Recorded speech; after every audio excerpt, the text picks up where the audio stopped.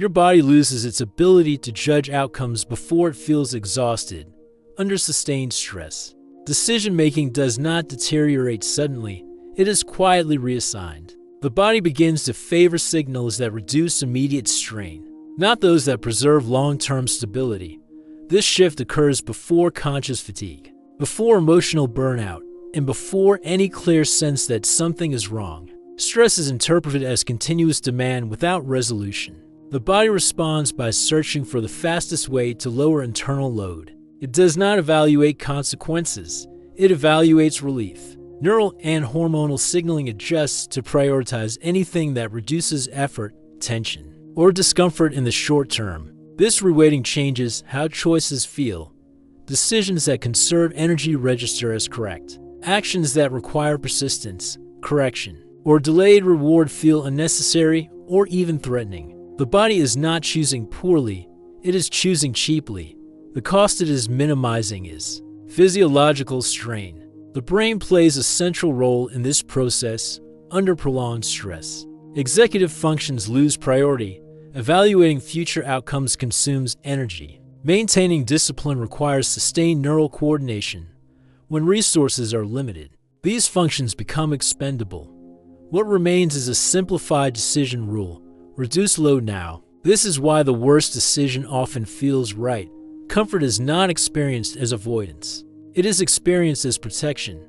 Slowing down, disengaging, postponing, or withdrawing register as biologically sensible responses. The body interprets them as recovery, even when they prevent actual restoration. At the same time, internal feedback becomes distorted. Fatigue signals are muted to prevent collapse. Motivation drops not as a warning, but as a braking mechanism. The system is trying to stop further expenditure, not signal damage. This creates the illusion of choice. The individual feels they are deciding to rest, disengage, or simplify. In reality, the decision space has already been narrowed. This is the first critical shift. The body stops optimizing for correction. Once relief becomes the guiding signal, adaptive capacity begins to erode. Muscles relax excessively, posture degrades, circulation becomes less dynamic, movement decreases. These changes feel soothing, but they reduce the stimuli required to maintain coordination and tone cognitively. The same pattern emerges. Attention narrows, complex tasks feel disproportionately heavy. Short-term comfort outweighs long-term coherence. The brain suppresses error signals that would normally trigger reassessment. Friction is interpreted as a sign to stop, not adjust. The system has not failed yet, it is conserving itself. But the criteria for conservation are flawed. Relief is treated as repair. Stillness is treated as recovery. Ease is treated as safety. By the time this feels like burnout, the decision framework has already been rewritten. The body is no longer asking what will stabilize it. It is asking what will cost the least right now, and the answer it selects feels correct. As this pattern persists, the body reinforces it. Choices guided by immediate relief reduce strain temporarily, which the system interprets as success. This feedback loop strengthens. The body does not reassess whether relief leads to recovery. It only registers that tension decreased. Energy allocation shifts accordingly. Systems associated with effort, adaptation, and correction lose access to resources. Muscle tone remains low. Cardiovascular responsiveness dulls. Hormonal signaling favors suppression over activation. The body settles into a low-output state that feels protective, but is metabolically unstable. This creates a second distortion. Effort begins to feel dangerous. Actions that once maintained stability, movement, engagement, sustained focus now trigger disproportionate fatigue. The body interprets this fatigue not as deconditioning, but as evidence that these actions are harmful. Avoidance is reinforced cognitively. This manifests as decision paralysis, disguised as self-care. The brain reduces tolerance for complexity. Tasks are postponed. Responsibilities feel heavier than their actual demand. This is not laziness. It is a system conserving what it believes are its last reserves. From this point on, the body no longer negotiates between comfort and function. Once comfort becomes the dominant biological signal, error correction collapses. Small deviations in posture, sleep, nutrition, or rhythm are no longer corrected. They accumulate.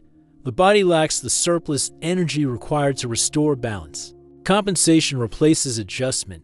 This marks the second irreversible shift. The system stops recalibrating. Physiological signals flatten. Heart rate variability remains low. Sleep loses depth. Rest no longer produces restoration. It only prevents immediate deterioration. The body feels constantly almost okay, never fully depleted, never fully restored. Emotionally, this state feels neutral, not distressed. Alarm has been dampened, urgency is gone. The absence of discomfort is misinterpreted as stability. In reality, it is reduced sensitivity. The body has lowered its resolution to survive under load. The most dangerous consequence is temporal blindness.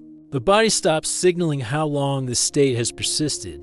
Days blend together. Recovery is always deferred. The system operates under the assumption that real rest will come later. Even as capacity continues to shrink, this is where burnout becomes self-sustaining. The body does not push toward collapse. It settles into a plateau of underfunction that resists change. Attempts to reintroduce effort feel punishing. Attempts to rest further produce diminishing returns. What appears as self-protection is actually entrenchment. The body is not preserving itself, it is locking itself into a state that cannot support recovery. Comfort has replaced stability as the governing rule. At the final stage, the body's preference for comfort becomes incompatible with recovery. What once reduced strain now prevents reorganization. The systems responsible for restoring balance no longer receive sufficient stimulation or resources to reactivate. Movement is minimized, engagement is avoided, cognitive demand is filtered out. Each of these choices feels protective in isolation. Together, they eliminate the signals required to rebuild capacity. The body cannot recalibrate without fluctuation. Comfort removes fluctuation. Physiological coordination degrades further. Muscles lose baseline tone. Circulation becomes less responsive. Metabolic timing drifts. The nervous system remains biased towards suppression, not repair. The body is conserving energy it no longer knows how to use effectively. The brain reinforces this state. Decision-making is reduced to immediate cost assessment. Any action that threatens comfort is flagged as unsafe. This is not fear. It is efficiency. The system has learned that effort does not lead to relief, so it stops offering effort as an option. This is where the illusion of protection collapses. The body is not resting. It is stalled. Rest without reactivation does not restore function. It preserves dysfunction. The longer this state persists, the harder it becomes to exit, not because of weakness, but because the body has lost the coordination required to shift modes. Burnout is not caused by pushing too hard. It is completed by stopping in the wrong way. The worst decision feels right because it aligns with a body that is already to prioritize recovery. Comfort is chosen not to heal, but to reduce immediate cost. That choice feels correct because the system that would challenge it is no longer active. The failure is not emotional. It is biological. The body does not collapse from exhaustion alone. It collapses when relief replaces repair. Which signal do you think the body stops listening to first?